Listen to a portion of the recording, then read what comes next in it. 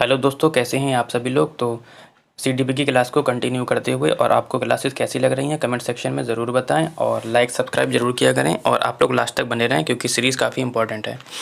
और इसकी पीडीएफ को प्राप्त करने के लिए आप हमारा टेलीग्राम चैनल ज्वाइन कर सकते हैं, जिसका लिंक भी मैंने डिस्क्रिप्शन में दे दिया है। तो बिना देरी से हम क्वेश्चन को शुरू करते हैं।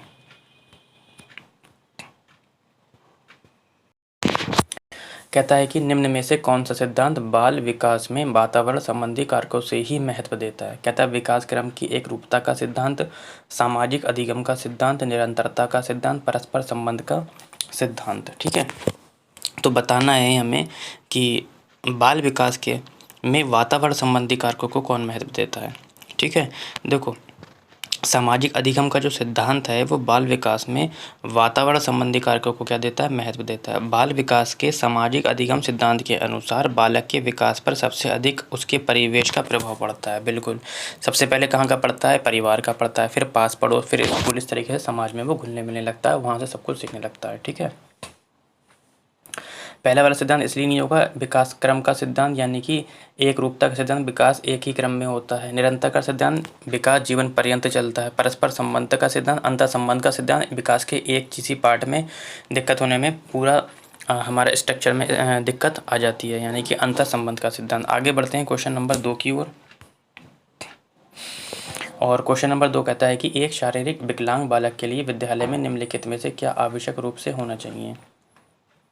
कहता है बालक के लिए कक्ष में प्रवेश की उचित सुविधा का प्रबंध, बालक के लिए भोजन का प्रबंध, बालक के लिए निःशुल्क शिक्षा का प्रबंध या बालक के लिए आवास का प्रबंध। ठीक है, देखो शारीरिक बालक है तो शारीरिक बालक के लिए आवास थोड़ी रखा हुआ है, ना ही फीस तो होती ही है, भोजन तो होता ही है, लेकिन भैया उसके आने जाने का बंदोबस्त करेंगे कैसे। यदि बिल्डिंग आपने ऊपर बनवा ली क्लास उसका, तो अब ऊपर कैसे जाएगा, तो उसके लिए लिफ्ट का इंतज़ाम करें आप लोग, है ना। यानी कि विकलांग बालक से तात्पर्य उन बालकों से है जो मानसिक, शारीरिक या संवेगात्मक दृष्टि से दोषयुक्त होते हैं। विकलांग बालक के लिए कक्ष में प्रवेश उचित सुविधा का प्रबंध होना चाहिए, है ना। आगे बढ़ते हैं। कहता है कि लॉरेंस कोहलर के नैतिक विकास के सिद्धांत के अनुसार सजा टालने के लिए नियमों का पालन करना किस चरण को दर्शाता है। तो ये एक अच्छा क्वेश्चन है। कहता है प्रथा पूर्व चरण, प्रथागत चरण, अमूर्त संक्रियात्मक चरण तो नहीं होगा क्योंकि ये पियाजे का है। ठीक है, ये किसका है, आपका पियाजे का है, उत्तर परंपरागत चरण। ठीक है, देखो तो पहली अवस्था होती क्या है, इसे मैं इरेज करता हूँ। पहली अवस्था को दो उप अवस्था में बांटा गया है।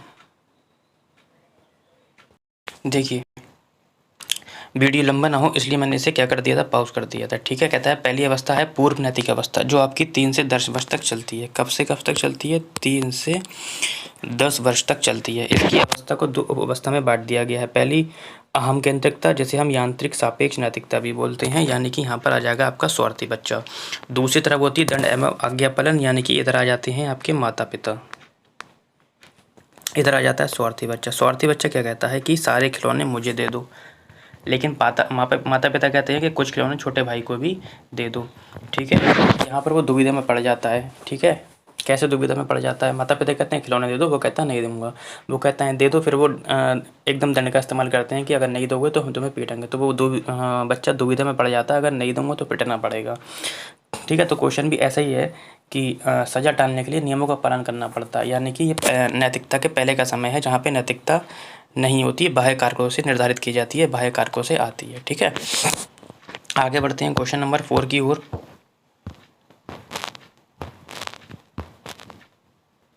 और क्वेश्चन नंबर हमारा 4 अच्छा है।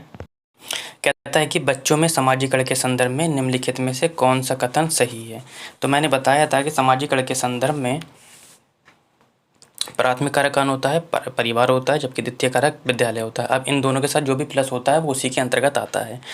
ठीक है, कह रहा है कौन सा सही है, कह रहा है समकक्षी सामाजिकरण का प्राथमिक कारक है और परिवार सामाजिकरण का द्वितीय कारक है। ये गलत हो गया, देखो परिवार सामाजिकरण का द्वितीय कारक नहीं है, पहला कारक है। परिवार एवं जनसंचार दोनों सामाजिकरण के द्वितीय कारक हैं, ये भी गलत है। परिवार सामाजिकरण का कैसा कारक है, पहला कारक है। कह रहे विद्यालय सामाजिकरण का द्वितीय कारक है, बिल्कुल ठीक है। और तथा परिवार सामाजिकरण का पहला कारक है, प्राथमिक कारक है, ये ऑप्शन बिल्कुल ठीक है। कई बार ये क्वेश्चन मैं आपसे ले चुका हूँ। ठीक है, आगे बढ़ते हैं बिना देरी से क्वेश्चन नंबर 5 की ओर। और कहता है क्वेश्चन नंबर 5 कि एक घोड़े को देखकर एक 3 वर्षीय बालिका चकित होकर बोली। कहती है कि इतना बड़ा कुत्ता।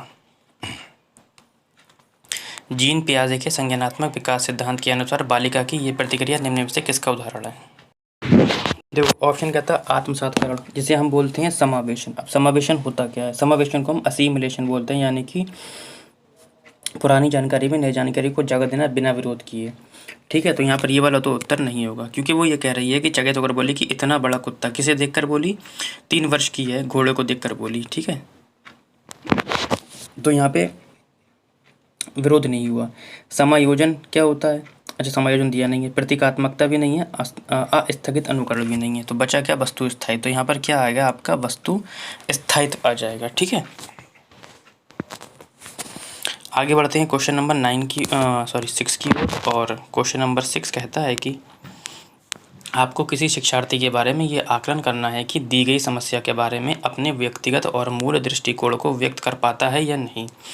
इसके लिए आप किस प्रकार का प्रश्न करेंगे? अति लघु उत्तरीय प्रश्न करेंगे, वस्तुनिष्ठ करेंगे, निबंधात्मक करेंगे या वैकल्पिक करेंगे? ठीक है, तो आपको बताना है कि आप कौन सा प्रश्न करेंगे। देखो, निबंधात्मक प्रश्न के उत्तर 1 या 2 पृष्ठ के हो सकते हैं। ये तो आप सभी को पता है कि 1 या 2 के पृष्ठ के तो होते ही हैं, जिसमें विद्यार्थी को इस बात की छूट होती है कि वे उत्तर की शब्दावली, उसकी लंबाई और उसका संयोजन अपने तरीके से कर सकते हैं, है ना। निबंधात्मक प्रश्नों में दी गई समस्या के बारे में अपने व्यक्तिगत और मूल दृष्टिकोण को व्यक्त करना, अर्जित ज्ञान से संगत तथ्य का चयन करना आदि शामिल होते हैं। ठीक है, तो यही पूछना चाह रहा था कि अब वो कह रहा था कि मूल दृष्टिकोण को व्यक्त कर पाता है अपने व्यक्तिगत। तो भैया जब 1 से 2 पेज का लिखेगा तभी तो अपना व्यक्त कर पाएगा। अगर बहु वस्तुनिष्ठ लोगे तो उसका एक ही उत्तर होता है, कहाँ से कर पाएगा? अति लघु का भी एक ही होता है और वैकल्पिक का तो होता ही नहीं है। ठीक है, आगे बढ़ते हैं क्वेश्चन नंबर 7 की ओर। और क्वेश्चन नंबर हमारा 7 कहता है कि निम्न में से कौन से कारक अधिगम को प्रभावित करते हैं? कहता है अभिप्रेरणा, सामाजिक संदर्भ, संवेग या शिक्षा शास्त्रीय उपागम। देखो, ये भी प्रभावित करता है, ये भी और ये भी, यानी कि ऑप्शन नंबर आपका 4 हो जाएगा। ठीक है, तो अभिप्रेरणा हो गया, सामाजिक संदर्भ, संवेग तथा शिक्षा शास्त्रीय उपागम, ये सभी क्या करते हैं? अधिगम के कारक को प्रभावित करते हैं। अभिप्रेरणा जितनी अधिक सक्रिय होगी, अधिगम प्रक्रिया उतनी ही तीव्र होगी।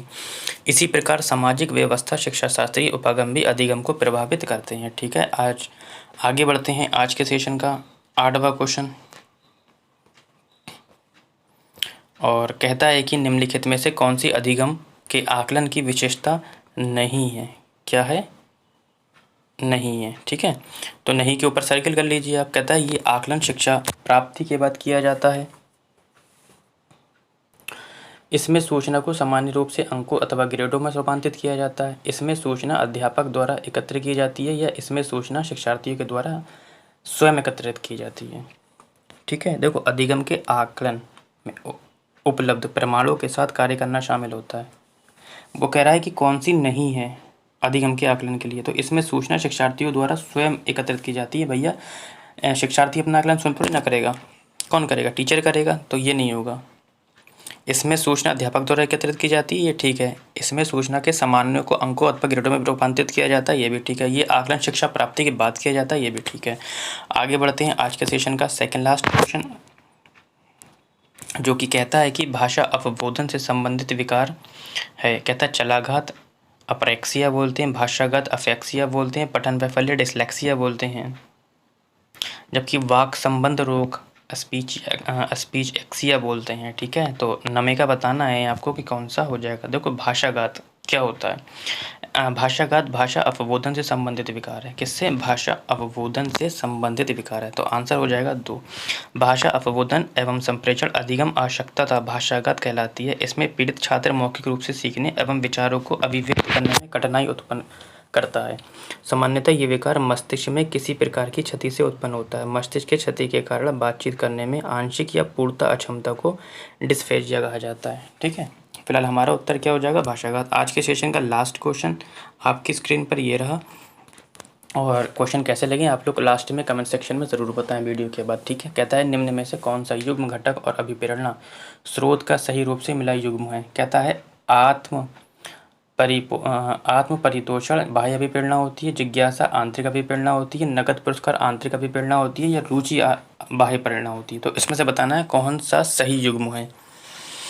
ठीक है, देखो जिज्ञासा जो होती है आपकी कैसी होती है, आंतरिक अभिप्रेरणा होती है। इसके सिवा ये वाला समझ लो, नगद पुरस्कार आंतरिक अभिप्रेरणा नहीं होती है, ना ही रुचि। रुचि तो आंतरिक होती है, जबकि नगद वाली होती है बाह्य होती है। आत्म परिपोषण ये भी आपकी बाह्य परिपोषणा नहीं होती है। ठीक है, तो आज के लिए इतना ही, और लास्ट में ये ज़रूर बताएं वीडियो के बाद कि आपको क्लास कैसी लगी।